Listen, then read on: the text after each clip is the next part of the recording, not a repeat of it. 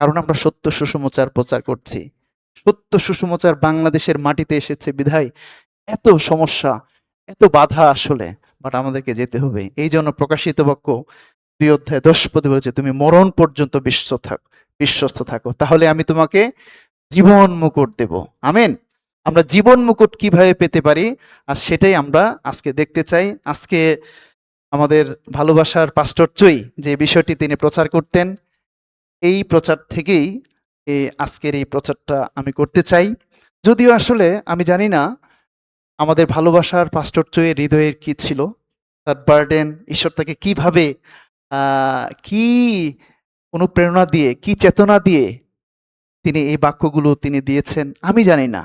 But আমি যখন study করছিলাম, আমি আমার মতো করে পবিত্রতা আমাকে অন্যভাবে হয়তোবা দিয়েছেন। এই জন্য আমরা সেই বাক্যগুলো একসাথে শুনতে চাই। প্রথমে আমরা দেখতে চাই, আমরা আমাদের জীবনে কিছু কিছু বিষয়কে আমরা মহামূল্যবান মনে করতে চাই, মহামূল্যবান মনে করতে চাই।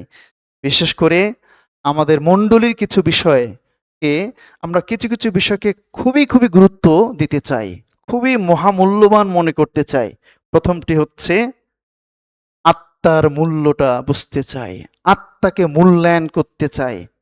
একটি আত্মা হচ্ছে একদিকে সমগ্র পৃথিবী এবং একদিকে একটি আত্মার মূল্য আরো বেশি অনেক ঈশ্বরের কাছে। সেটাই আমরা মার্ক ৮ অধ্যায় ৩৬ পদে যদি আমরা দেখি, মার্ক ৮ অধ্যায় ৩৬ পদ। প্রথমে আমরা দেখতে চাই যে এমন একটি মণ্ডলী, যে মণ্ডলী আত্মাকে মূল্য দেয়, আর সেই মণ্ডলী আমরা হতে চাই। আমরা আত্মার মূল্যটা আরো আরো গভীরভাবে উপলব্ধি করতে চাই।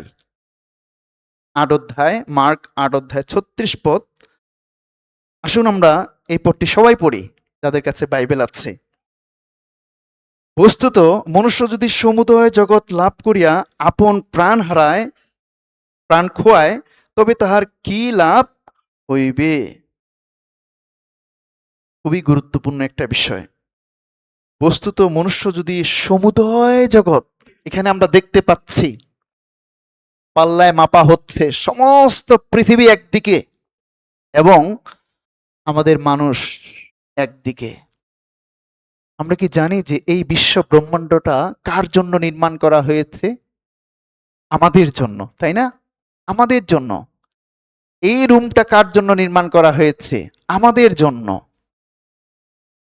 যদি আমরা চিন্তা করি আমাদের এই দেহটাকে কেন ঈশ্বর নির্মাণ করেছেন? আত্মাটির জন্য। সুতরাং একটি আত্মার জন্যই কিন্তু এত আয়োজন, এই বিশ্ব ব্রহ্মাণ্ডের আয়োজন আসলে। আর এই কারণে ঈশ্বর বলছেন যে একটি পৃথিবী একদিকে এবং একটি আত্মার মূল্য তার থেকেও বেশি। তাই আমরা যখন পবিত্র বাইবেল সেমিনারগুলো করে থাকি, তখন আমাদেরকে আরো আরো গুরুত্ব দিতে হবে একটি আত্মাকে। কারণ এই আত্মার গুরুত্বটা এখনো মানুষ জানে না। বাট একমাত্র ঈশ্বরই শুধুমাত্র এই আত্মার গুরুত্বটা জানে। এবং যাদের ভিতরে পবিত্র আত্মা আছে, যারা পরিত্রাণ প্রাপ্ত, তারাই শুধুমাত্র মানুষের আত্মার গুরুত্বটা জানে। এবং পরিত্রাণ প্রাপ্ত মণ্ডলীটাই শুধুমাত্র আত্মার গুরুত্ব জানে। এছাড়া কেউ এই আত্মার গুরুত্ব জানে না। সবাই শুধুমাত্র মানসিক জাগতিক বিষয়গুলো গুরুত্ব জানে, কিন্তু একমাত্র আমরাই শুধুমাত্র এই আত্মার গুরুত্বটা আরো আরো উপলব্ধি করতে চাই, বুঝতে চাই। আর এই কারণেই যখন একটি সেমিনারকে আয়োজন করা হয়, যখন একটি সেমিনার আয়োজন করা হয়, আপনাকে আমাকে এটা বিশ্বাস করতে হবে যে এই এই সেমিনারের আয়োজক, মূল আয়োজক হচ্ছেন ঈশ্বর। আমরা যদি এটাকে বিশ্বাস করি যে মূল আয়োজক হচ্ছেন ঈশ্বর, এবং ঈশ্বর তিনি আমাদেরকে ইনভাইট করছেন, প্রত্যেকটি মানুষকে ইনভাইট করছেন যেন আত্মাগুলো পরিত্রাণ পেতে পারে, যেন মানুষ পরিত্রাণ পেতে পারে। এবং আমরা দেখতে পাচ্ছি অতিথিরা কারা?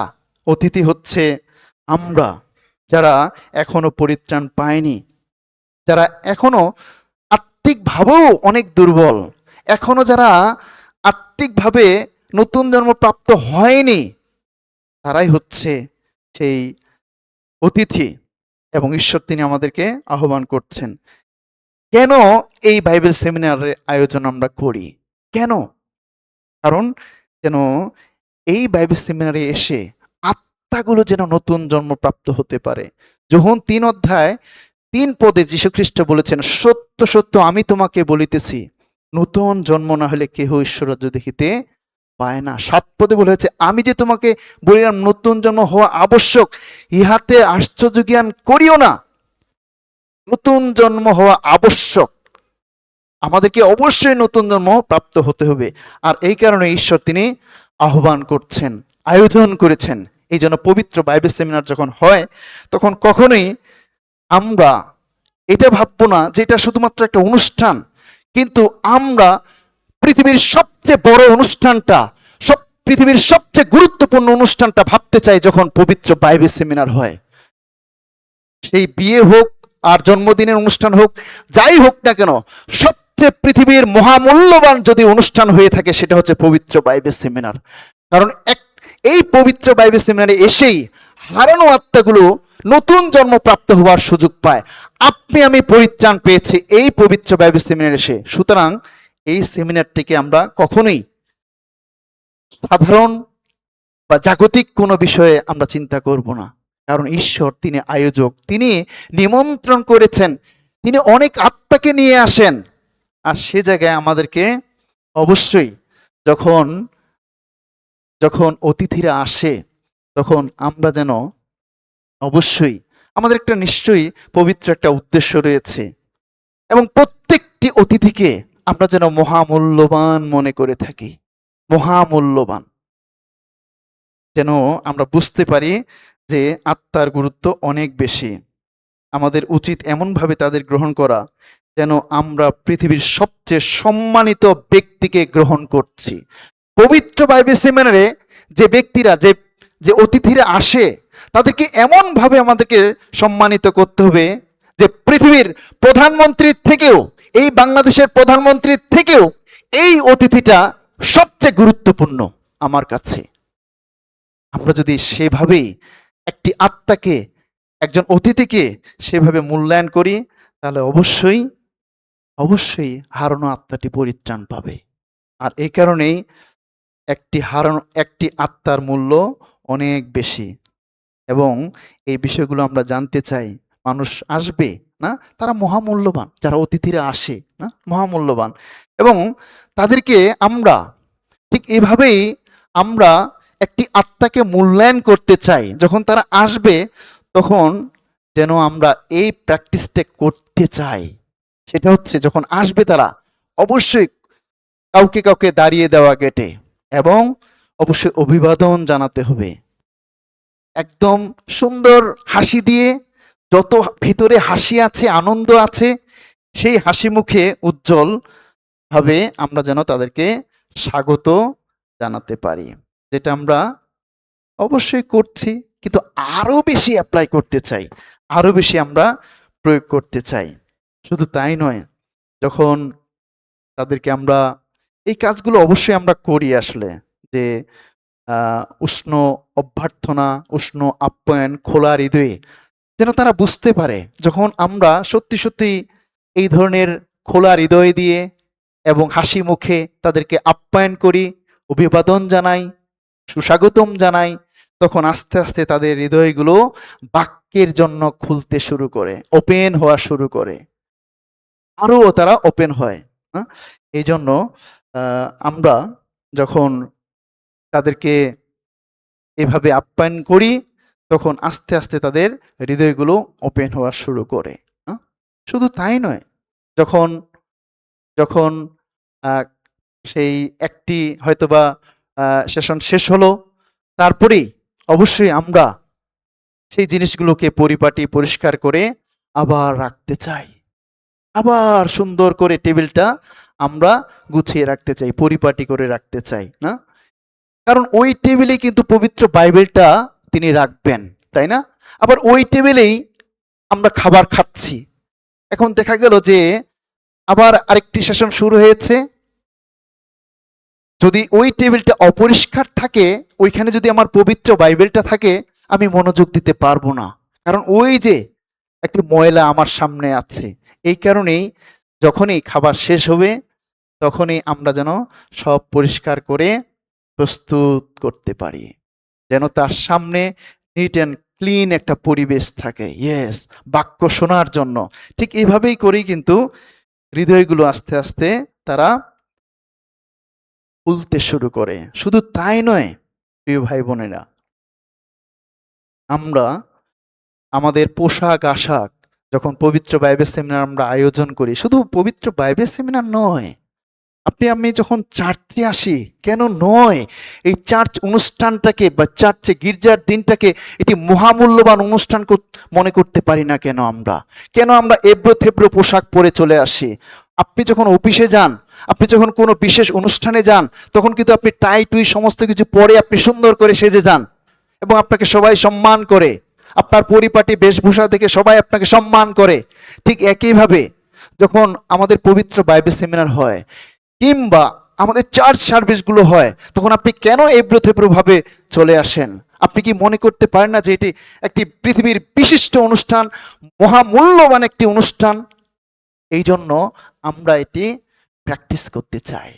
যখন দেখবে, হ্যাঁ, নতুন অতিথিরা দেখবে যে ওয়াও, এই এই এই এই ব্যক্তিটা এত সুন্দর করে সেজে এসেছে, সুন্দর আপ্যায়ন, সুন্দর কথাবার্তা, আস্তে আস্তে তাদের অন্তঃকরণ হৃদয়গুলো তারা খোলা শুরু করবে, হ্যাঁ, খোলা শুরু করবে।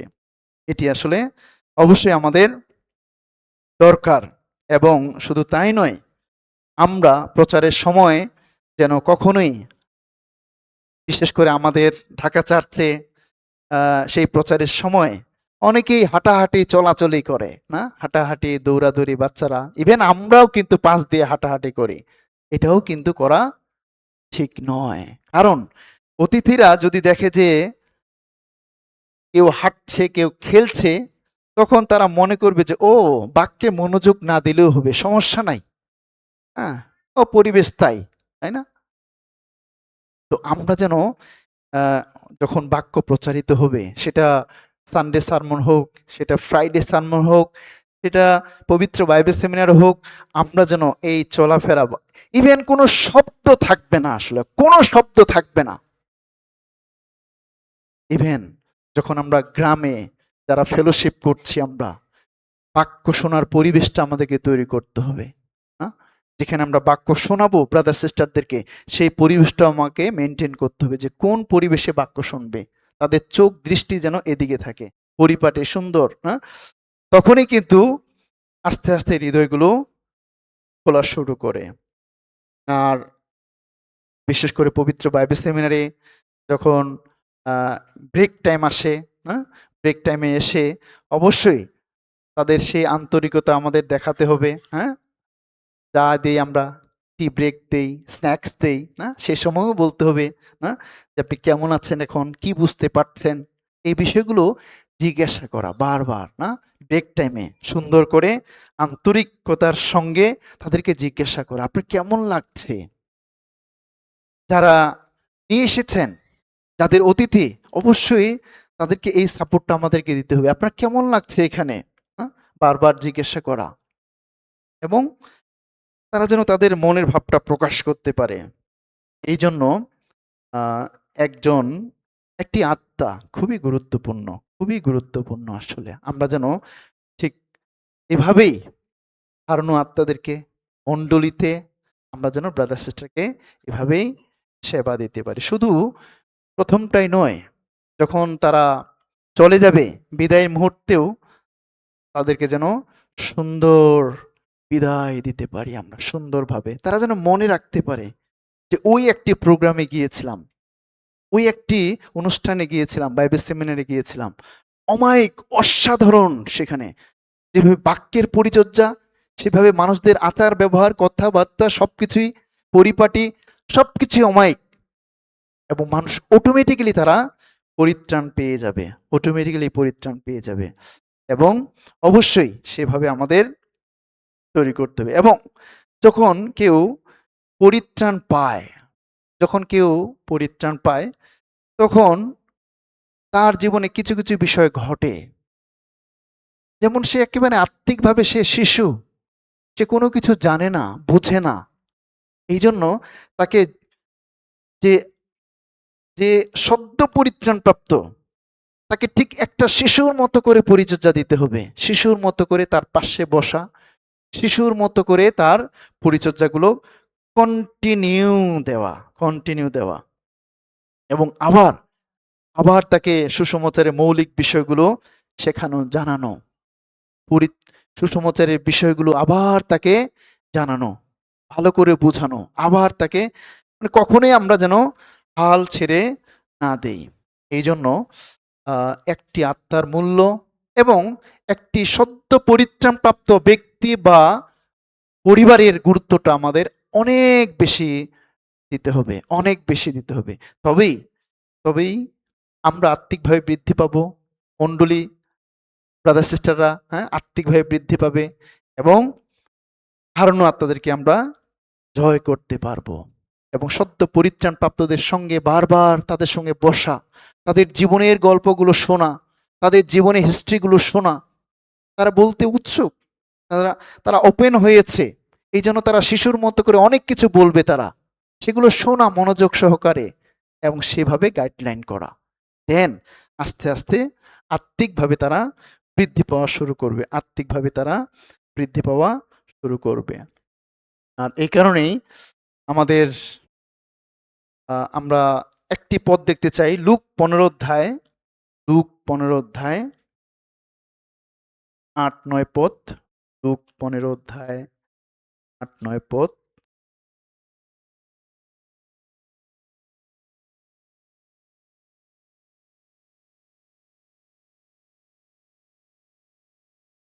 অথবা কোন স্ত্রীলোক যাহার 10টি সিকি আছে, সে যদি একটি হারাইয়া ফেলে, তবে প্রদীপ জ্বালিয়া ঘর ঝাঁটি দিয়া যে পর্যন্ত তাহা না পায়, ভালো করিয়া খুঁজিয়া দেখে না, আর পাইলে পর সে বন্ধু বান্ধব ও প্রতিবাসীগণকে ডাকিয়া বলে, আমার সঙ্গে আনন্দ করো, কারণ আমি যে সিকিটি হারিয়ে ফেলিয়েছিলাম তাহা পাইয়াছি।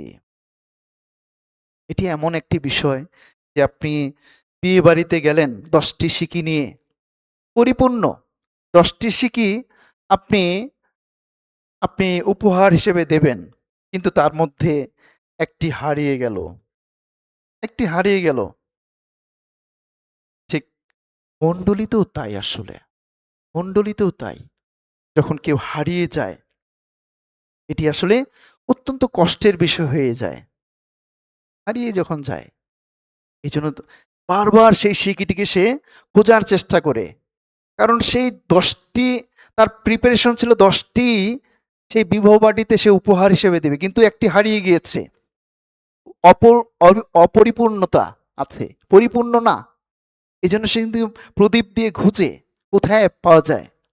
ঠিক একইভাবে হারানো আত্মাদেরকেও ঈশ্বর ঠিক একইভাবে অন্বেষণ করেন। শুধু তাই নয়, আমাদের যারা সদ্য পরিত্রাণ প্রাপ্ত, তাদেরকেও যেন আমরা ঠিক এভাবে অন্বেষণ করতে পারি, তারা যেন পরিত্রাণ পাওয়ার পরে হারিয়ে না যায়। অনেক সময় আমাদের কারণেই হারিয়ে যায়, আমাদের জন্যই হারিয়ে যায়, আমরাই তাদেরকে নিয়ে আসি, কিন্তু এমন আচার ব্যবহার তাদেরকে দেখাই, এমন তাদেরকে জীবন দেখাই, আর তারা থাকতে পারে না, তারা আবার হারিয়ে যায়। বাট সেই হারানোর শিক্ষিতদেরকে আমাদের অন্বেষণ করতে হবে, গুরুত্বটা বুঝতে হবে। আসলে আমরা যেন প্রত্যেকের গুরুত্বটা বুঝতে পারি। একজন হারানো আত্মার যে গুরুত্বটা ঈশ্বর তিনি বুঝতে পারেন, ঠিক একইভাবে মণ্ডলীর মধ্যে কেউ যখন হারিয়ে যায়, পরিত্রাণপ্রাপ্ত ভাই বোনেরা, আমরাও যেন ঠিক সেভাবে ব্যথা পাই, কষ্ট অনুভব করতে পারি এবং অন্বেষণ করতে পারি, প্রয়োজন বোধে তাকে ফিরিয়ে নিয়ে এসে তার সঙ্গে কাউন্সিলিং করা, অবশ্যই বাক্যের কাউন্সিলিং করা, বাক্য দিয়ে তাকে যেন আমরা আবার মূল জায়গায় নিয়ে আসতে পারি, বাক্য দ্বারা তাকে কাউন্সিলিং করা। এই জন্য আমাদের মণ্ডলীগুলোতে বিশেষ করে পরিত্রাণ যারা পাচ্ছে, সদ্য পরিত্রাণ পাচ্ছে, তাদেরকে বারবার যেন বাইবেল থেকে আমরা শেখাতে পারি, জানাতে পারি, বসতে পারি তাদের সঙ্গে। এটা আসলে সবার দায়িত্ব আমাদের। জাস্ট একজন গেস্টকে নিয়ে আসলাম, পরিত্রাণ পাইলো, তারপরে শেষ তা কিন্তু নয়। আমাদের শেষ পর্যন্ত চেষ্টা করতে হবে, শেষ পর্যন্ত ফলবান না হওয়া পর্যন্ত। ঠিক একটা কৃষক যেভাবে চেষ্টা করে, সেই একটা গাছ রোপণ করার থেকে শুরু করে সেই বৃক্ষ পর্যন্ত, ফল পর্যন্ত সে প্রাণপণ করে থাকে। ঠিক একইভাবে আমরাও যেন যারা সদ্য পরিত্রাণ প্রাপ্ত, তাদেরকে আমরা যেন এই পরিচর্যাটা দিতে পারি। যদি তাকে একা একাই ছেড়ে দেওয়া হয়, একজন সদ্য পরিত্রাণপ্রাপ্ত ব্যক্তিকে একাই ছেড়ে দেওয়া হয়, একাই তাকে বসতে দেওয়া হয়, সে কিছুই শিখবে না, সে আত্মিকভাবে বৃদ্ধি পাবে না। এই জন্য অবশ্যই তার পাশে বসা, তাকে ইন্সপায়ার্ড করা, বারবার তার সঙ্গে ভিজিট করা, এগুলো আমাদের করতে হবে। তবেই আমাদের মণ্ডলী আস্তে আস্তে বৃদ্ধি পাবে। এবং আমাদের ভাই বোনেরা আসলে প্রত্যেকেই আমরা এক একটি উজ্জ্বল রত্নের মতো। আসলে প্রত্যেকটি যে যে অঞ্চলে আমরা আছি, পরিত্রাণপ্রাপ্ত ভাই বোনেরা সবাই এক একটি উজ্জ্বল নক্ষত্র, রত্ন। আসলে এই পৃথিবীতে রত্নের মতো আমরা। এই গুরুত্বটা আমাদেরকে বুঝতে হবে যে একজন পরিত্রাণপ্রাপ্ত ব্যক্তি, ভাই বোন, তারা রত্নের মতো। প্রভু যীশু খ্রিস্ট যেদিন তিনি আসবেন, সেই রত্নগুলোকে তিনি নিয়ে যাবেন। সেই রত্নগুলো, মহামূল্যবান রত্নগুলো পরিত্রাণপ্রাপ্তদেরকে তিনি নিয়ে যাবেন।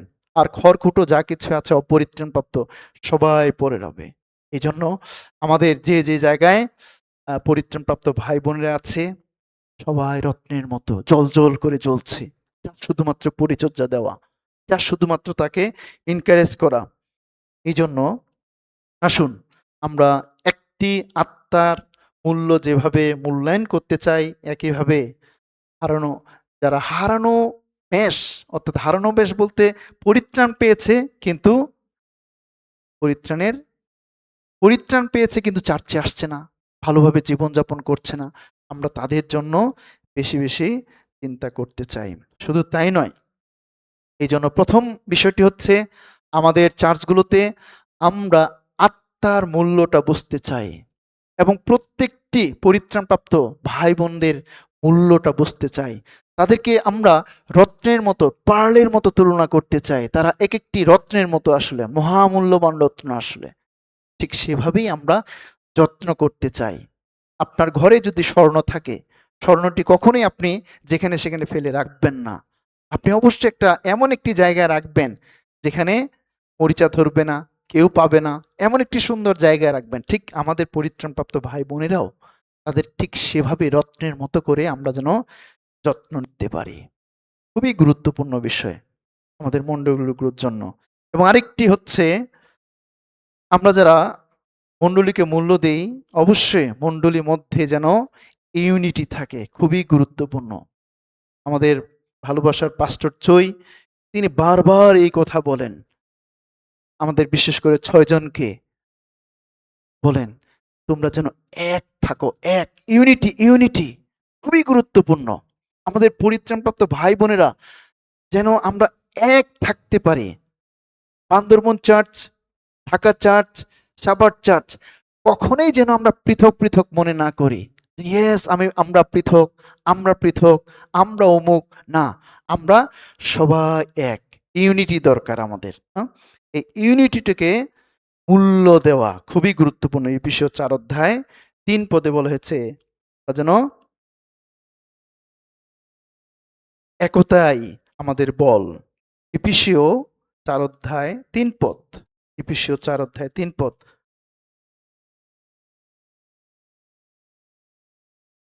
প্রেমে পরস্পর ক্ষমাশীল হও, শান্তির যোগবন্ধনে আত্মার ঐক্য রক্ষা করিতে যত্নবান হও। প্রেমে পরস্পর ক্ষমাশীল হও, শান্তির যোগবন্ধনে আত্মার ঐক্য রক্ষা করিতে যত্নবান হও। মণ্ডলী আমাদের প্রভুর মূল্যবান রক্ত দিয়ে ক্রয় করা হয়েছে। এটি এমন একটি মণ্ডলী যেটি পবিত্র আত্মা আমাদেরকে এক বন্ধনে আবদ্ধ করেছেন। সবাই আমরা এক। এই জন্য মণ্ডলী মূল্য খ্রিস্টের রক্তের মতোই মূল্যবান। একটি মণ্ডলীর মূল্য যেভাবে আপনি প্রভু যীশু খ্রিস্টের রক্তকে মূল্যবান মনে করে থাকেন পরিত্রাণের জন্য, ঠিক আমাদের খ্রিস্টান জীবনের জন্য ঠিক যীশু খ্রিস্টের রক্তের মতোই মণ্ডলীর মূল্যকে আমাদের মনে করতে হবে। কারণ যীশু খ্রিস্টের রক্ত দ্বারাই এই মণ্ডলীকে ক্রয় করা হয়েছে। প্রেত 28 অধ্যায়ে বলা হয়েছে তার রক্ত দ্বারা। তার মানে প্রভু যীশু খ্রিস্টের রক্তকে যেভাবে আমরা মূল্যায়ন করি, যেভাবে আমরা মূল্যবান মনে করে থাকি, ঠিক মণ্ডলীকেও একইভাবে মূল্যবান মনে করা, যেন আমরা এক থাকতে পারি, সবাই যেন আমরা এক থাকতে পারি। ইউনিটি খুবই দরকার আমাদের। যদি বাংলাদেশের প্রত্যেকটি কর্নারে আমরা এই সত্য সুসমাচার পৌঁছাতে চাই, তাহলে এই যে গুটি কয়েকজন পরিত্রাণপ্রাপ্ত ভাই বোন আমরা আছি, আমাদের মধ্যে ইউনিটি দরকার। আমরা যেন কখনোই ডানে বামে না ফিরি, আমরা যেন রাইট ট্র্যাকে থাকতে পারি। আপনি যখনই ডানে বামে যাবেন তখন আর পবিত্রতা কাজ করা শুরু করবে না, বাংলাদেশে কাজ করা শুরু করবে না। এই জন্য আমরা যেন রাইট ট্র্যাকে থাকতে পারি, ডানে বামে নয়। দ্বিতীয় বিবরণ 5 অধ্যায় 32 পদ দেখি আমরা। দ্বিতীয় বিবরণ 5 অধ্যায় 32 পদ। দ্বিতীয় বিবরণ, আমরা কি বাইবেল নোট খাতা নিয়ে এসেছি সবাই? এস 5 অধ্যায় 32 পদ। দ্বিতীয় বিবরণ 5 অধ্যায় 32 পদ।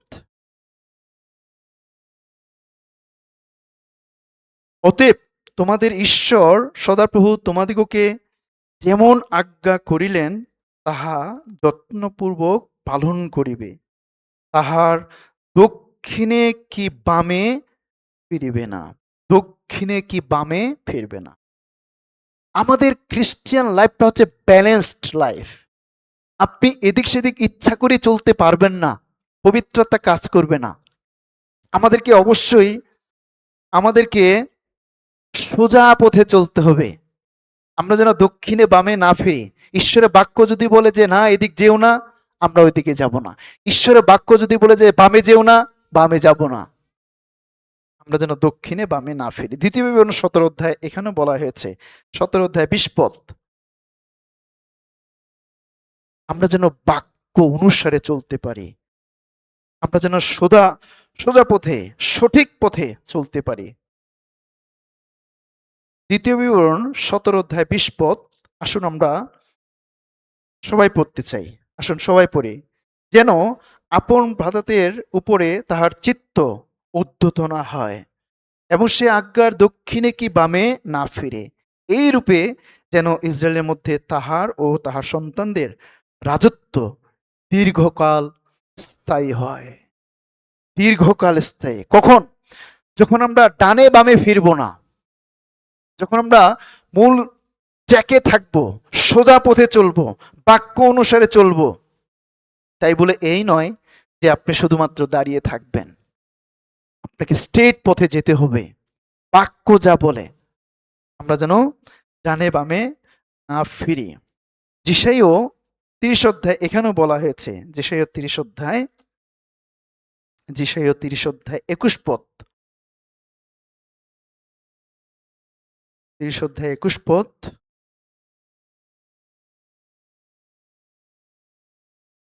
আর দক্ষিণে কি বামে ফিরিবার সময়ে তোমার কর্ণ পশ্চাৎ হইতে এই বাণী শুনিতে পাইবে, এই পথ তোমরা এই পথেই চলো, এই পথেই চলো।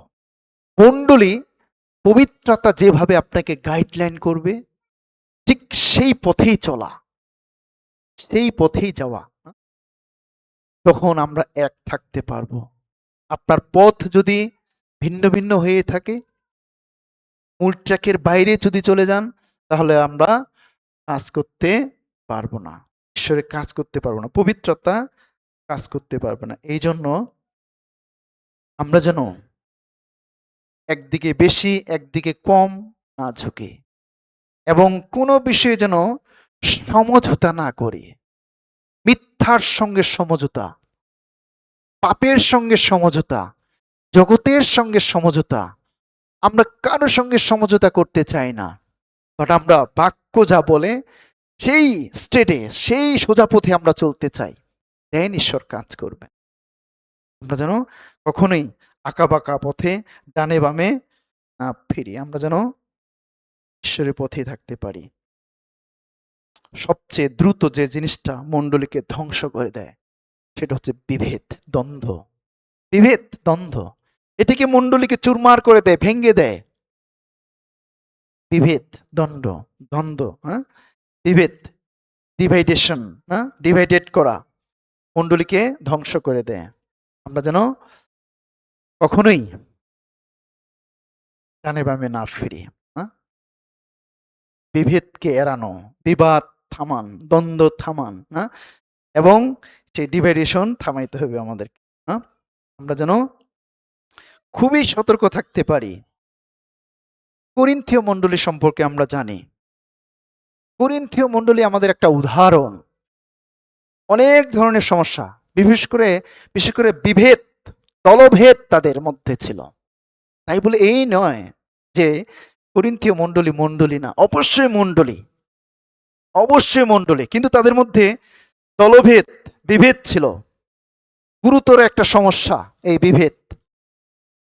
তাদের মধ্যে কি বিভেদ ছিল? প্রথম করিন্থীয় 11 অধ্যায় যদি দেখি আমরা, খুব সতর্ক থাকতে হবে এই বিষয়টা আমাদের। প্রথম করিন্থীয় 1 অধ্যায়, প্রথম করিন্থীয় 1 অধ্যায় 11-12 পদ।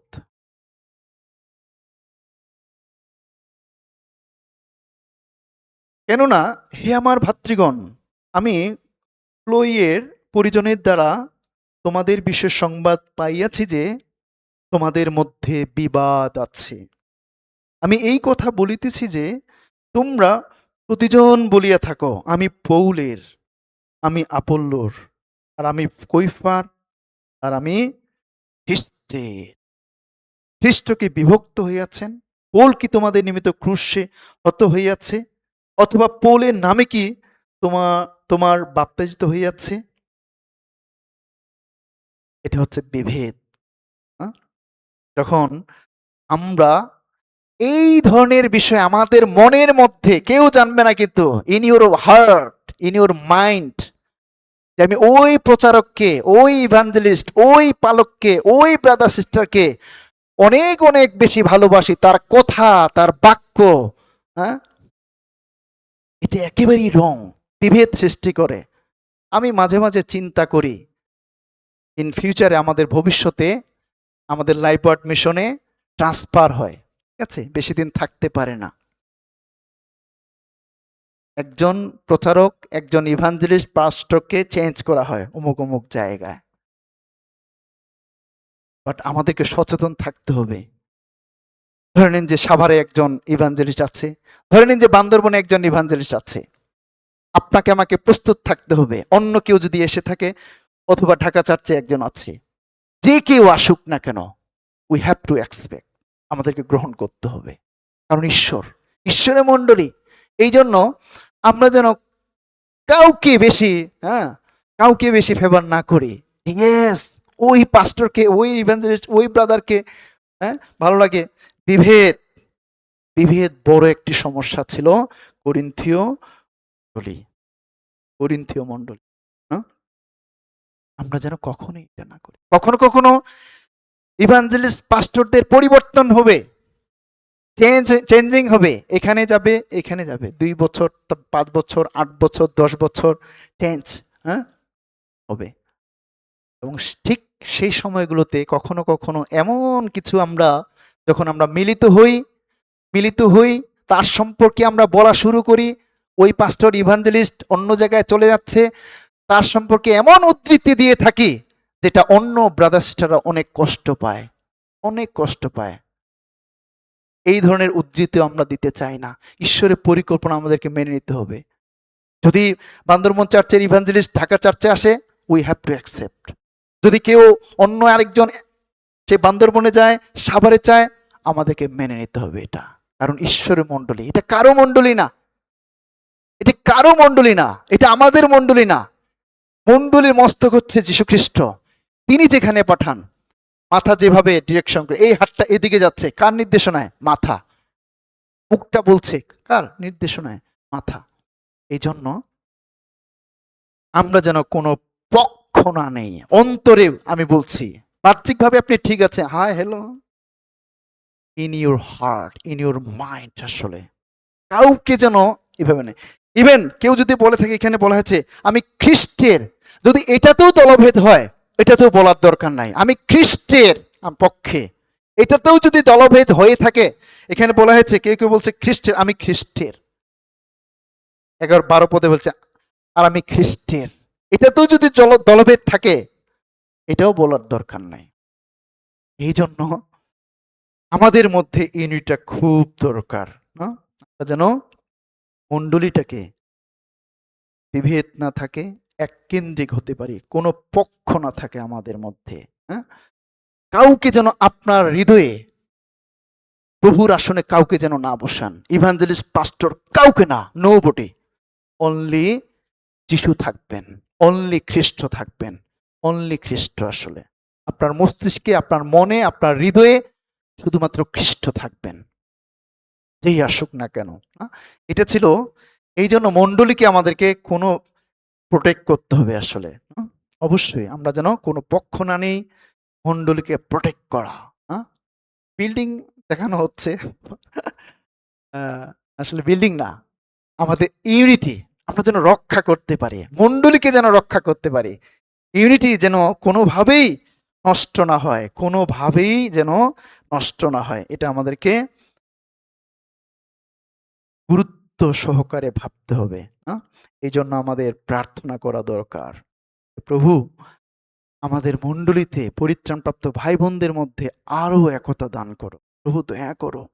আমাদের মধ্যে যদি, মনের মধ্যে যদি দলভেদ থাকে, কাউকে যদি আমি হৃদয়ের স্থানে বসে থাকি, বসায় দেই, অমুককে ভালোবাসি, অমুককে ভালোবাসি, হ্যাঁ, দূর করো পিতা, তুমি আমার হৃদয়ে আসনে আসো, তুমি থাকো আমার। খ্রিস্ট কেন্দ্রিক জীবনযাপন করা, খ্রিস্ট কেন্দ্রিক জীবনযাপন করা, এই জন্য আমাদের মণ্ডলীতে তখনই একতা বিরাজ করবে, তখনই। এই ইউনিটি খুবই দরকার আমাদের মণ্ডলীতে, ইউনিটি খুব দরকার।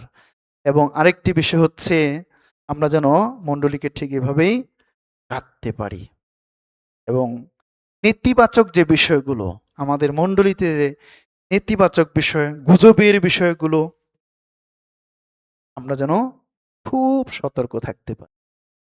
যদি কেউ বড় ধরনের পাপ করে থাকে, ইভেন প্রচারকেরাও যদি, পালক, ইভাঞ্জেলিস্ট, ইভেন ব্রাদার সিস্টাররাও কেউ যদি বড় ধরনের পাপ করে থাকে, অবশ্যই আপনাকে মণ্ডলীকে, মণ্ডলীকে নয়, পালককে, ইভাঞ্জেলিস্টকে আপনাকে গুপ্তভাবে জানাতে হবে, গুপ্তভাবে জানাতে হবে, যেন যদি কোনো বড় ধরনের পাপ হয়ে থাকে।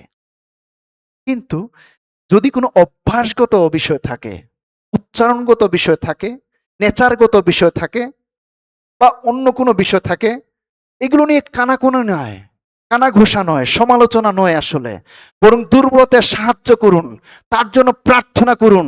যদি কোনো প্রচারকের, পাস্টর, ইভাঞ্জেলিস্ট কোনো দুর্বলতার বিষয়, এই ধরনের বিষয় দেখে থাকেন, তাহলে প্রার্থনা করুন, সাহায্য করুন।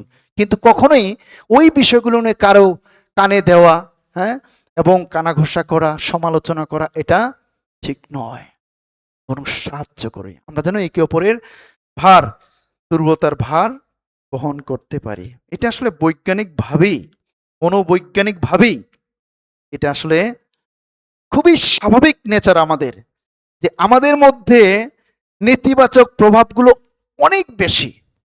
যদিও আমরা পরিত্রাণ পেয়েছি, কিন্তু নেতিবাচক বিষয়গুলো অনেক বেশি। আপনি 10টি ভালো কাজ করেন, একটি যদি মন্দ কাজ করেন, ওই একটি মন্দ কাজের জন্যই, ওই একটি হয়ে যাবে কাল আপনার জীবনে। আর 10টি কাজ, 9টি কাজ, এটি আর ধরবে না, এটি আর ধরবে না। বিশেষ করে আমাদের কার্যকারীদের জন্য তো আরো ডিফিকাল্ট আসলে, হ্যাঁ, সবার জন্যই। আপনি 10টি কাজ ভালো করছেন, কিন্তু একটি কাজ আপনি ভুল করে অন্য কিছু করে ফেললেন, ওইটাই। এই জন্য আমরা যেন দুর্বলতার ভার বহন করতে পারি। অবশ্যই যে মণ্ডলীকে মূল্য দেয়, তারা এই মানদণ্ডের অনুসরণ করুক। কেন আমরা যেন কখনোই এই বিষয়গুলো নিয়ে সমালোচনা না করি, মানুষকে সঠিক পথে থাকার জন্য আমরা যেন সাহায্য করতে পারি, এবং আমরা যেন এক হতে পারি, সবাই এক হতে পারি, খুবই গুরুত্বপূর্ণ। হ্যাঁ, এভাবেই যেন আমরা মণ্ডলীটাকে আমরা গাঁথতে পারি। আপনি যেন এক একজন, আমরা যেন এক একজন দয়ার মানুষ হতে পারি, করুণার মানুষ হতে পারি, ভালোবাসার মানুষ হতে পারি। আমাদের এক এক ধরনের এক এক, হ্যাঁ, বৈশিষ্ট্য দান রয়েছে। আসলে আমরা যেন এভাবেই মণ্ডলীটাকে আস্তে আস্তে গাঁথতে আমি যেটা করতে পারবো না আপনি সেটা করতে পারবেন, আপনি যেটা করতে পারবেন না আরেকজন সেটা করতে পারবে, ঠিক এভাবেই যেন আমরা মণ্ডলীকে গাঁথতে পারি। শুধু তাই নয়, আমরা যেন যারা মণ্ডলীতে দায়িত্বপ্রাপ্ত বা সেবা করে না, যাদেরকে ঈশ্বর দায়িত্ব দিয়েছেন, বা আমরা যারা সেবা করি, পরিচর্যা দেই, আমরা যেন তাদেরকেও সম্মান করতে পারি। আসলে সম্মান করতে পারি। রোমিও 16 অধ্যায়, রোমিও 16 অধ্যায়, রোমিও 16 অধ্যায়ে এখানে পেতপল অনেক অনেক অনেক ব্রাদার সিস্টারদের তিনি প্রশংসা করেছেন, মঙ্গলবাদ করেছেন, এবং তার মধ্যে একজন সিস্টার আছে, ফইবি সিস্টার না। রোমিও 16 অধ্যায় 1 এবং 2 পদে বলা হয়েছে, আমাদের ভগিনী কিং ক্রিয়াস্ত মণ্ডলীর পরিচারিকা ফইবির জন্য আমি তোমাদের কাছে সুপারিশ করিতেছি, যেন তোমরা তাহাকে প্রভুতে পবিত্রগণের যথাযোগ্যভাবে গ্রহণ করো, এবং যে কোনো বিষয় তোমাদের হইতে উপকারের তাহার প্রয়োজন হইতে পারে তাহা করো, কেননা তিনিও অনেকের ও আমার নিজেরও উপকারিণী হইয়াছেন। ফইবি, আরো অনেকে আছে, প্রিসকিলা, আক্কিলা, অনেক ব্যক্তির নাম হয়েছে। তারা অনেক প্রভুতে পরিশ্রম করেছে। ফইবি, ফইবি মূলত আসলে একজন পত্র বহনকারী সিস্টার ছিলেন, পত্র বহন করতেন, পরিচারিকা ছিলেন এবং নিবেদিত কর্মী ছিলেন। তিনি মণ্ডলীর মধ্যে অনেক তিনি প্রাণপণ করেছিলেন। যদিও তিনি পত্র বহনকারী এবং পরিচারিকা, কিন্তু মণ্ডলীতে তিনি সেবাকারী হিসেবে ছিলেন। আর এই কারণে যখন মণ্ডলীতে কাউকে দায়িত্ব দেওয়া হয়, আমাদেরকে বুঝতে হবে, জানতে হবে যে তার এই দায়িত্ব, আমরা যেন তাকে সম্মান করতে পারি, আমরা যেন তাকে সেই সম্মানে সম্মানিত করতে পারি, এবং ঠিক এভাবেই আমরা যেন বিশ্বস্ত সেবক হতে পারি, সেবা করতে পারি, এবং একে অপরকে আমরা যেন মূল্যায়ন করতে পারি, মর্যাদা দিতে পারি, সম্মান করতে পারি। আমরা বিশেষ করে যারা পরিচর্যা আমরা করছি না, মণ্ডলীতে পরিচর্যা দেয় বিভিন্ন, এখানে ফাদার্স গ্রুপ লিডার আছে, মাদার্স গ্রুপ লিডার আছে, ইয়ুথ গ্রুপ লিডার আছে, ক্লিনিং টিম আছে, আরো অনেক দায়িত্ব রয়েছে। প্রত্যেকে যেন আমরা সম্মান করতে পারি, দায়িত্বগুলো বুঝতে পারি যে তার কি দায়িত্ব, না পজিশনগুলো যেন আমরা বুঝে তাদেরকে মর্যাদা সম্মান যেন আমরা করতে পারি। এবং ফিলিমন, ফিলিমন ফিলিমন যদি দেখি আমরা, ফিলিমন 1 অধ্যায়,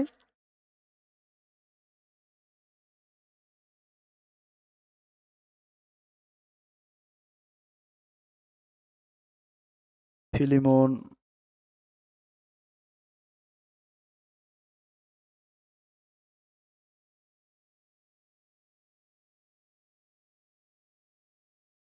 ফিলিমন 1 অধ্যায় 16-17 পদ, তিতের পরে, হ্যাঁ, তিতের পরে, ফিলিমন 1 অধ্যায় 16-17 পদ, পুনরায় দাসের ন্যায় নয়, কিন্তু দাস অপেক্ষা শ্রেষ্ঠ ব্যক্তির প্রিয় ভাতার ন্যায় বিশেষ রূপে সে আমার প্রিয়, এবং মাংসের ও প্রভুর উভয়েরই সম্বন্ধে তোমার কত অধিক প্রিয়। অতএব যদি আমাকে সহভাগী জানো, তবে আমার তুল্য বলিয়া তাহাকে গ্রহণ করিও। কার কথা বলা হয়েছে? অনিসিমের কথা বলা হয়েছে। যেন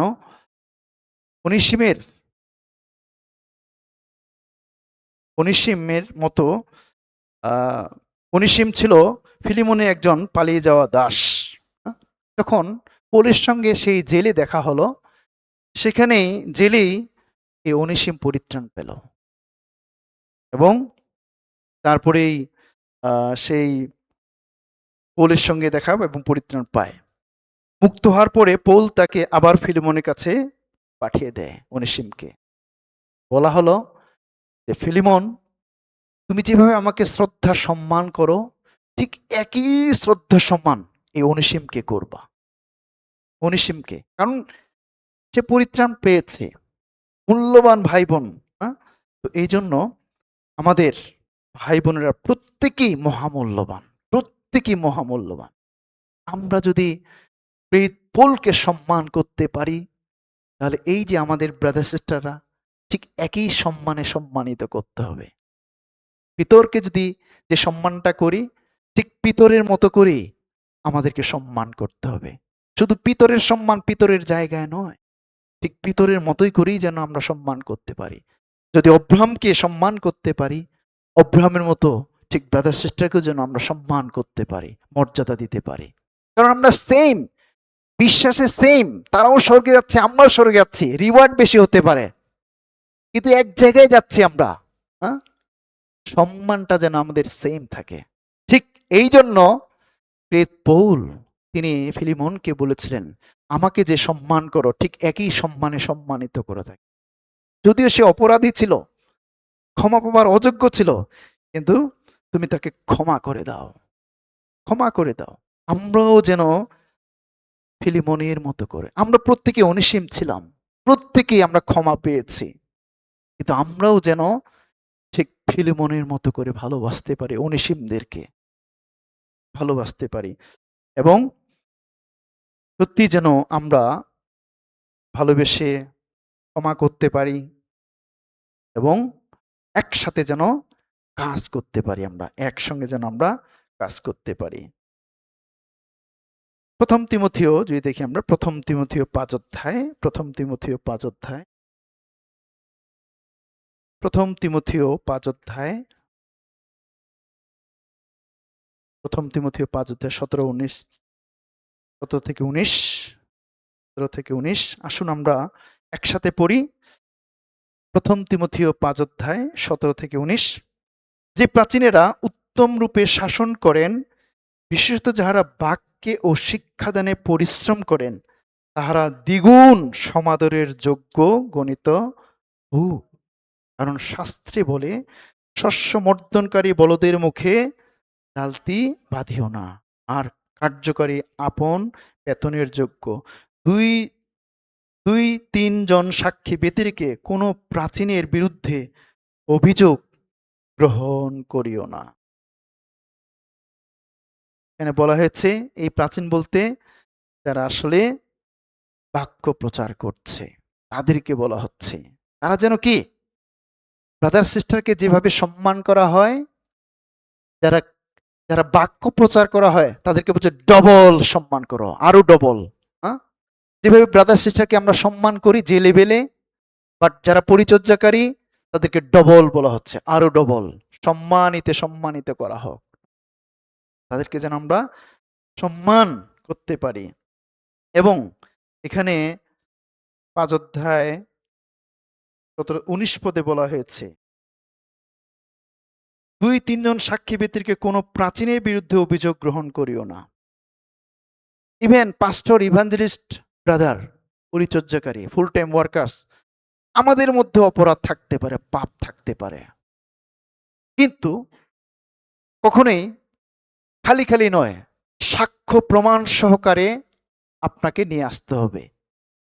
ইয়েস, এই পালকের, এই ইভাঞ্জেলিস্ট, এই পাস্টরের, এই ব্রাদারের, হ্যাঁ, এই যে সাক্ষ্য দেখেন, এই দুর্বলতা আছে, কাকে বলবেন? অবশ্যই পালককে, ইভাঞ্জেলিস্টকে বলতে হবে। আবার অবশ্যই কারো কাছে বলা যাবে না, এটা আপনি জেনে বলতে হবে, প্রমাণ লাগবে। প্রত্যেকটি ব্রাদার সিস্টার যেন আমরা প্রমাণ ছাড়া কাউকে অভিযোগ না দেই, সমালোচনা না, ঠিক আছে? প্রমাণ ছাড়া, কখনো কখনো আমরা প্রমাণ ছাড়াই সমালোচনা করে থাকি, কিছুই না অবশ্য। আমরা তো কারো হৃদয়টা জানি না, আসলে হৃদয়টা জানি না তার হৃদয়ের মধ্যে কি আছে, কিন্তু একটা কথা আমরা শুনলাম, জানলাম, পরে আমরা এই যে সমালোচনা শুরু হলো, এক কান থেকে আরেক কান, আরেক কান থেকে আরেক কান, সমস্ত মণ্ডলী জেনে গেল তার বিষয়টা। তখন কোনো একদিন সে জানবে, ও আমার বিষয় সবাই জানে, তখন সে আর মণ্ডলীতে আসে। তার মানে কি? আমাদের কারণেই, আমাদের সমালোচনার কারণেই সেই একটি মহামূল্যবান ব্রাদারকে, সিস্টারকে আমরা চিরকালের জন্য হারিয়ে ফেললাম হয়তোবা। চিরকালের জন্য। এইজন্য দয়া করে, এবং এখানে বলছে যারা বাক্য প্রচার করে সেই নেতাদেরকে দ্বিগুণ সম্মানে সম্মানিত করা। দ্বিগুণ সম্মানে। আসুন, আমাদেরকে যারা বাক্য দেন, দান করেন, হ্যাঁ? যেন তাদেরকে মান করতে, ভালোবাসতে, সবাইকে, সবাইকে এক কাতারে যেন আনতে পারি। সবাইকেই আসলে, কাউকে বেশি কম, হ্যাঁ? আমরাও পরিচর্যাকারীরা কোনো ব্রাদার সিস্টারকে যেন এমনটি জায়গায় না আসি রাখি যে কাউকে কম কারো বেশি। হয়তো এই ধরনের, আমরা তো মানুষ, তাই না? হয়। কোনো কোনো ব্রাদার সিস্টারকে অনেক বেশি ভালোবাসি, কোনো কম।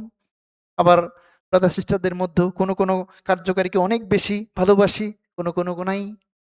এমনটি যেন না হয়। আমরা যেন এই বাংলাদেশ লাইফ ওয়ার্ক মিশনের সমস্ত কার্যকারীদেরকে এক লেভেলে রাখতে পারি, কারণ সবাইকে ঈশ্বর আহ্বান করেছেন। আমরাও যেন কার্যকারীরা প্রত্যেকটি ব্রাদার সিস্টারকে, হ্যাঁ, ঠিক প্রেত পোলের মতো, অনিসিমের মতো, ফিলিমনের মতো, প্রেত পোলের মতো করে, পিতরের মতো করে, অব্রাহামের মতো করে, সমস্ত ভাই বোনদের মতো করে সেই সম্মানে সম্মানিত করতে চাই সবাইকে। আমেন। সবাইকে হবেই আমাদের মধ্যে ইউনিটি থাকবে। এবং আরেকটি বড় বিষয় হচ্ছে যে আমাদের সবারই তালন্ত ভিন্ন ভিন্ন। হ্যাঁ? এখানে আমরা বিভিন্ন মানুষ, বিভিন্ন বৈশিষ্ট্যের, বিভিন্ন চিন্তার, পরিকল্পনার মানুষ আমরা এখানে আছি না? আমাদের সবার কিন্তু ভিন্ন ভিন্ন দান আছে, ট্যালেন্ট আছে সবারই। এবং সেই ট্যালেন্টগুলো আমরা যেন ব্যবহার করতে, শুধু তাই না, আপনার ট্যালেন্ট আছে, তার সেই ট্যালেন্টটা নেই, আপনি তাকে সমালোচনা করতে পারবেন না। তার হয়তো অন্য ট্যালেন্ট আছে আসলে। হ্যাঁ, কেউ কেউ যদি বলে থাকে না, ব্রাদার তো ওইটা পাচ্ছে না, হ্যাঁ, আপনি অন্য সাইডে দেখেন, সে কিন্তু ওইটা দিয়ে তুখোর, হ্যাঁ, অন্য পাশ দিয়ে অনেক আপনার থেকে হাই সে, আপনি পারবেন না সেই লেভেলে যেতে। সবার দান কিন্তু এক নয়। এখানে কুড়াল দা সবকিছু দেখতে পাচ্ছি, সব দিয়ে কি সব কাটা যায়? যায় না। ঠিক আমাদেরও ঠিক ভিন্ন ভিন্ন দান রয়েছে, ট্যালেন্ট রয়েছে। সবার সব দানগুলোকে আমরা রেসপেক্ট করতে চাই। কেউ, সবাই বাক্য প্রচার করতে পারবে না, সবাই রান্না করতে পারে না, সবাই সুন্দর করে কথা বলতে পারে না, সবাই পরিচর্যা করতে পারে না, সবাই পিয়ানো বাজাইতে পারে না, গান করতে পারে না। পারে? পারে না। ভিন্ন ভিন্ন দান আমার, কিন্তু কখনোই কাউকে আমরা ছোট করতে চাই না, নেগলেক্ট করতে চাই না। প্রত্যেকটা দানই ঈশ্বর কর্তৃক তিনি দিয়েছেন, যেন আমরা সেগুলোকে ব্যবহার করতে পারি। কেউ খুব সুন্দর করে কথা বলতে পারে, কেউ খুব সুন্দর করে কথা বলতে পারে না। দয়া করে নেগলেক্ট করবেন। সবসময়ের জন্য মনে রাখবেন পাওয়ারটাকে, শক্তিটাকে, কথাকে নয়, উচ্চারণকে নয়, ভাবভঙ্গিমা, কোনো মুদ্রাদোষকে নয়, পাওয়ারটাকে দেখবেন। আসলে পাওয়ার না, খুবই গুরুত্বপূর্ণ। ঈশ্বর তার মধ্যে কত পাওয়ার রেখেছেন, এটাকে শুধুমাত্র নজর রাখবেন আপনারা। আচার ব্যবহারে, চাল চলনে, মুদ্রা দোষে, হ্যাঁ, কথাবার্তায় আমাদের অনেক ল্যাকিংস থাকতে পারে। ইভেন প্রচারকদের মধ্যেও অনেক ল্যাকিংস থাকতে পারে, এটা নিয়ে সমালোচনা নয়, বরং আমাদেরকে দেখতে হবে যে পবিত্রতা তার মধ্যে যে পাওয়ারটা রেখেছেন, সেই পাওয়ারটার কথা। হ্যাঁ, পিতর তিনি অশিক্ষিত ছিলেন, কিছুই তার যোগ্যতা ছিল না, কিন্তু তারপরও সেই পিতরের প্রচারে ৩,০০০ মানুষ পরিত্রাণ পেয়েছে। ৩,০০০ মানুষ, আরো প্রেতদের মধ্য দিয়ে অনেকে। এই জন্য আমাদের কার্যকারীদের মধ্যেও হয়তোবা ঈশ্বর কাউকে কাউকে হায়ার এডুকেটেড আহ্বান করবেন, কেউ কেউ হয়তো লোয়ার এডুকেটেড আহ্বান আহত হবেন। আমরাও যারা পরিত্রাণ পেয়েছি, কেউ হায়ার এডুকেটেড, কেউ লোয়ার, বাট আমরা যেন কখনোই এটা নিয়ে সমালোচনা না করি, বিদ্রুপ না করি। আমরা সেম আসলে। হ্যাঁ, এই জন্য আমরা কখনোই কখনোই আমরা কারো দুর্বলতার বিষয় নিয়ে সমালোচনা করতে চাই না। এবং আমরা মথি অধ্যায় দেখতে চাই। মথি 18 অধ্যায়, মথি 18 অধ্যায়,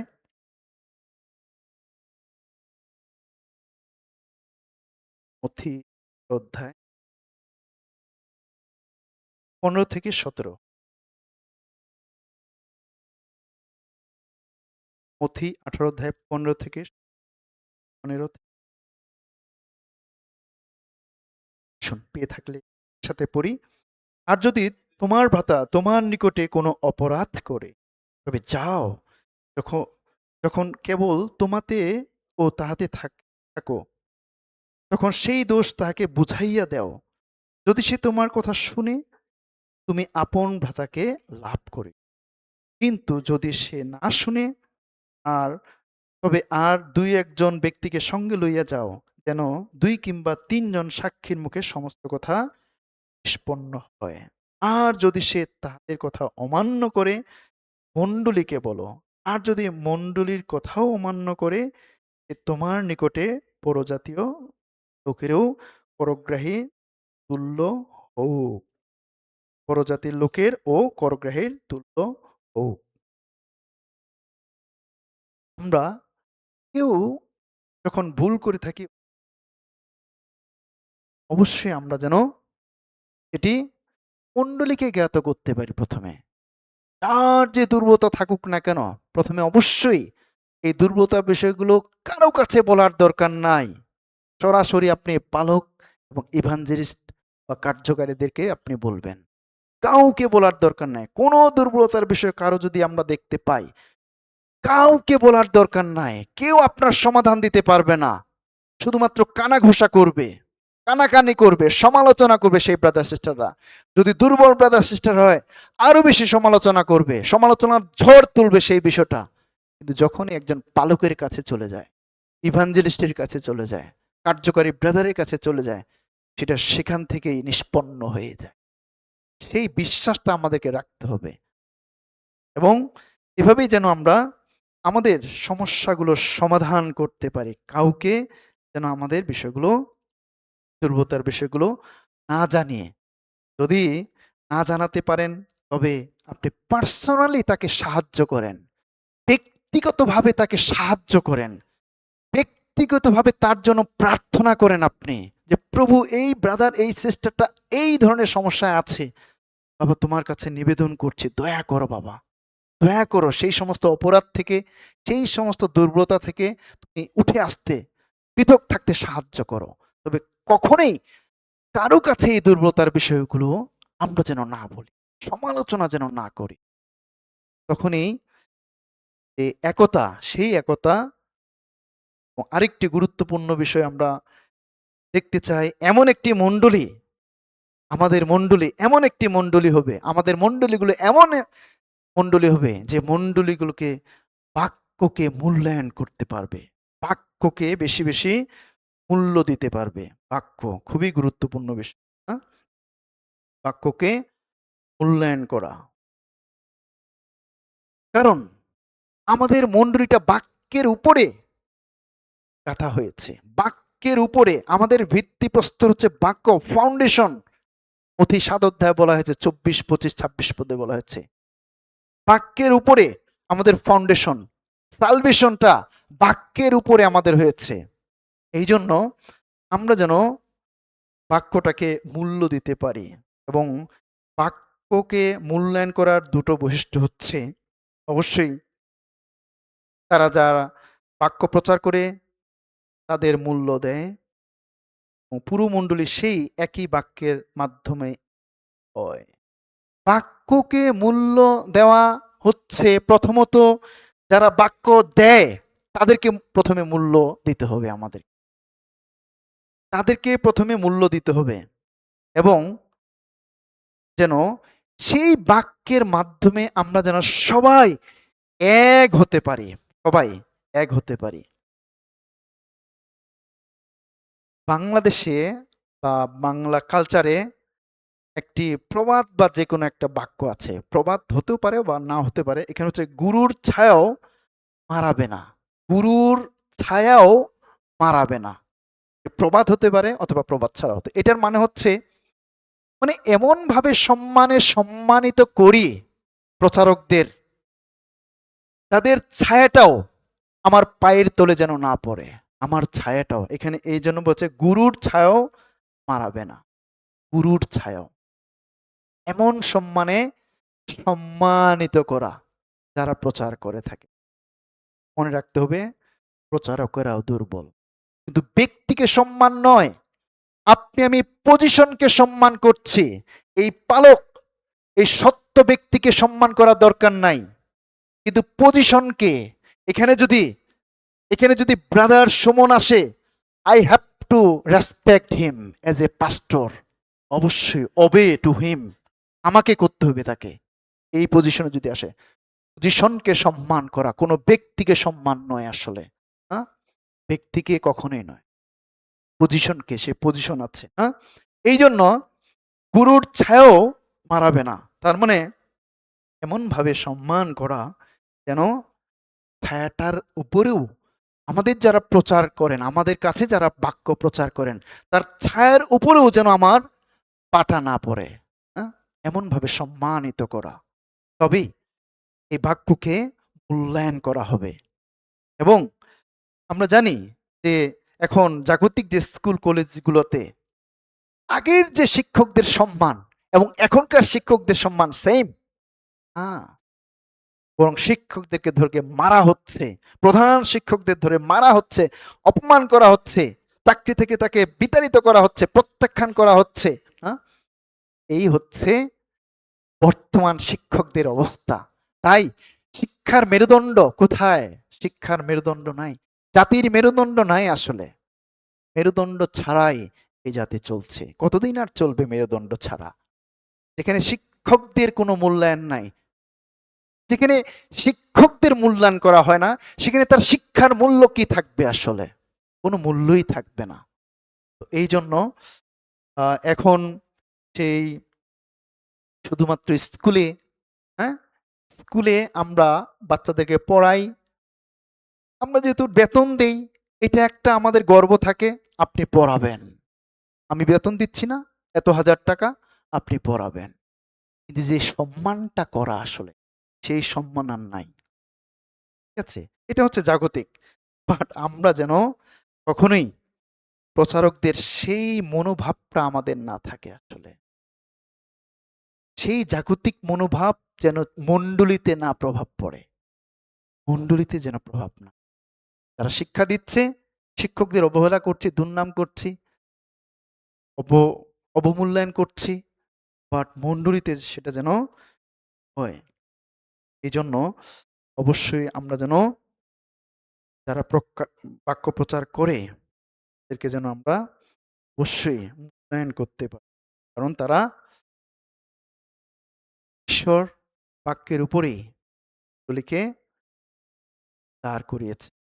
জন্য অবশ্যই যারা প্রচারক, মূল্যায়ন করা এবং বাক্য দ্বারাই আমরা যেন এক হতে পারি। প্রথম তিমথিও ৫ অধ্যায় বললাম, প্রথম তিমথিও ৫ পদ বাক্যটি আমরা পড়েছি যে প্রাচীনেরা উত্তম রূপে শাসন করেন, বিশেষত যাহারা বাক্যে ও শিক্ষা পরিশ্রম করেন, তারা দ্বিগুণ সমাদরের যোগ্য গণিত। দ্বিগুণ আপনি কি জানেন যে একটি সারমন প্রস্তুত করার জন্য কত মেডিটেট করতে হয়, কত ধ্যান, কত কত দিন ধ্যান করতে হয় আমাদের, কত চিন্তা করতে হয়, কত সময় চলে যায় আমাদের, পরিবার, খাওয়া দাওয়া সবকিছু ঘুম হারাম করে। জন্য যেন প্রচারকদের যেন দ্বিগুণ সম্মানে বলা হয়েছে, সম্মান যেন করতে। এবং যারা বিশেষ করে অতিথি বক্তা আসবে, তাদেরকে যেন আমরা সম্মান করতে পারি আসলে, সম্মান করতে।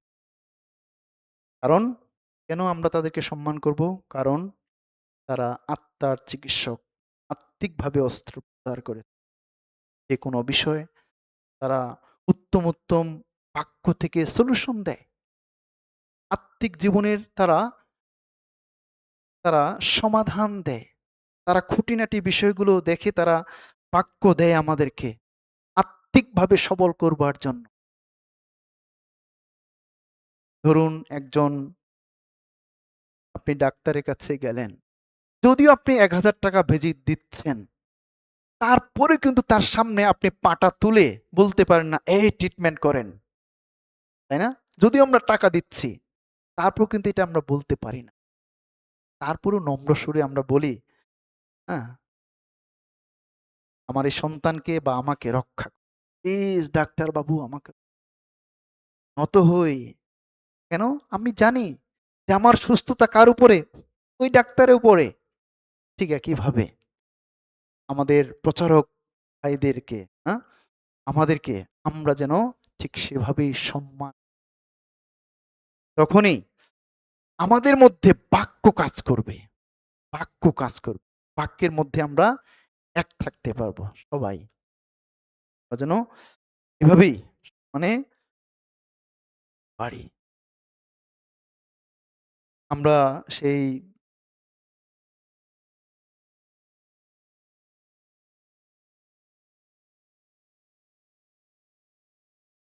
সুনিমীয় নারীর আন্তরিকতা দেখেছি, না?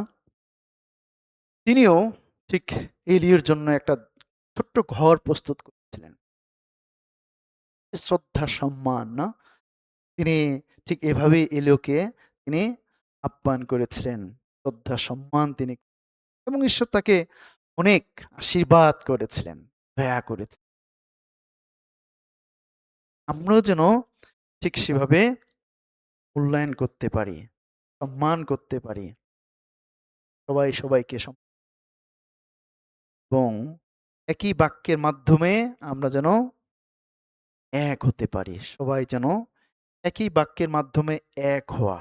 বিশেষ করে শুক্রবারের যে প্রচারগুলো হয়, জীবন জীবনের জন্য যে অন্নগুলো, জীবন্ত মান্না, এই শুক্রবারের প্রচারগুলো আমরা সবাই একসঙ্গে আমরা শুনি। একসঙ্গে শোনাটাই যথেষ্ট নয়। বরং সেই বাক্যগুলো আমরা যেন আরো ধ্যান করতে পারি, মেডিটেট করতে পারি। আজকে এই যে শুক্রবারে পবিত্র আত্মা এই বাক্যটি দিলেন, কেন দিলেন? এই বাক্যটি আমার জন্য কোন কোন বিষয়ে উপকারী? সেই বিষয়ে চিন্তা করা, ধ্যান করা। কেন ঈশ্বর এই শুক্রবারে এই বাক্যটি দিলেন? কার জন্য দিলেন? কিসের জন্য দিলেন? ধ্যান করা, চিন্তা করা। এই জন্য কোথাও কোথাও হয়তোবা কোনো কোনো ফেলোশিপে প্রচারক নেই, এখানে কার্যকারী নেই। হয়তোবা ঢাকা চার্চের সারমনগুলোই আমাদেরকে শুনতে হবে। আমরা যেন এক প্রচারেই সবাই শুনতে পারি। ঢাকা চার্চের প্রচারগুলো সবাই শুনতে পারি। সবাই যেন, কেন শুনবো আমরা? যেন আমরা সবাই এক হতে পারি, এক হতে পারি। শুধু তাই নয়, আমরা সানডে সারমন সেই আমাদের সেন্ট্রাল চার্চের প্রধান পাস্টর হেনরির প্রচারগুলো শুনে থাকি। কারণ আমরা সারা বিশ্বের যে পরিত্রাণপ্রাপ্ত ভাই বোনেরা, আমরা সবাই এক, সবাই এক। এখানে এক হয়ে সুসমাচার প্রচার করতে সারা বিশ্বে শুনে থাকে। ঠিক বাংলাদেশের ইউনিটির জন্য ঢাকা চার্চের প্রচারগুলো শোনা দরকার, অবশ্যই শোনা দরকার। যেভাবে আমরা সারা বিশ্বে সেন্ট্রাল চার্চের প্রচার শুনে থাকি, বাংলাদেশের সমস্ত চার্চ ফেলোশিপগুলো ঢাকা চার্চের প্রচারগুলো, সেন্ট্রাল চার্চের প্রচারগুলো অবশ্যই শোনা দরকার। তবেই আমাদের মধ্যে ইউনিটি আসবে, ইউনিটি, এবং আমরা সামনে এগিয়ে যেতে পারবো। শুধু বাক্য শেখায় নয়, আমরা যেন এই বাক্যগুলো অবশ্যই মেডিটেট করতে পারি, ধ্যান করতে পারি। যে বাক্যগুলো আমরা শুনি শুক্রবার, রবিবার, যে বাক্যগুলো আমরা শুনি, এই বাক্যগুলো যেন আমরা আরো মেডিটেট করতে পারি, ধ্যান করতে পারি। ঠিক যেভাবে গরু এভাবে জাবর কাটে, আমরাও যেন জাবর কাটতে পারি। একটি বাক্য শুধু পড়েই ক্ষান্ত নয়, বাট আমরা যেন বারবার সেই বাক্যটা নিয়ে চিন্তা করা, ওই বাক্য আপনার হৃদয় পর্যন্ত পৌঁছেছে কিনা আসলে, নাকি ব্রেন দিয়ে, মস্তিষ্ক দিয়ে, তাহলে জীবন পরিবর্তন হবে। যেন বাক্যটি হৃদয়ে গ্রহণ করতে পারি।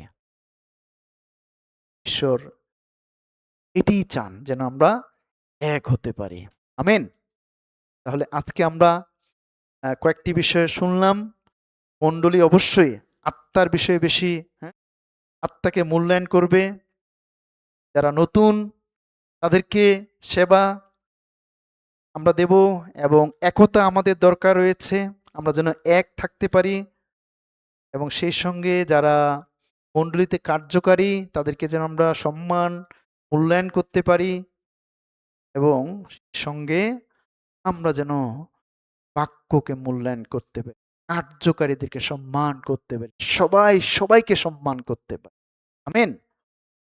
আসুন আমরা প্রার্থনা করে শেষ করতে। আমাদের স্বর্গস্থ পিতা, আমরা কৃতজ্ঞ, তুমি ভালোবেসে যেভাবে পরিত্রাণ করেছ, একইভাবে তুমি ভালোবাসে বাক্য দান করছো, তোমার মণ্ডলীতে রেখেছ, যেন তোমার বাক্য দ্বারা আমরা আরো পরিষ্কৃত হতে পারি, আরো সংশোধিত হতে, ধৌত হতে পারি, শক্তিশালী হতে, সামনে যাওয়ার পথ দেখতে পারি। ধন্যবাদ দেই এবং তো বাক্যের জন্য। পিতা, তুমি দয়া করো যেন তুমি যে বাক্যগুলো বলেছ সে বাক্য অনুসারে যেন আমরা চলতে পারি।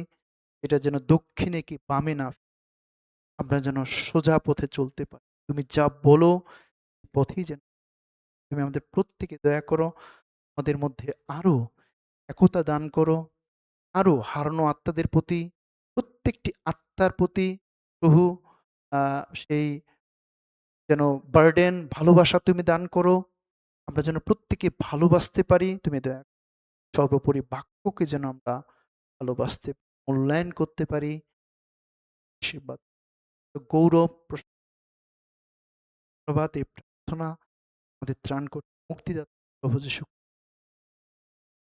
আমেন। জয় যিশু। Thank you.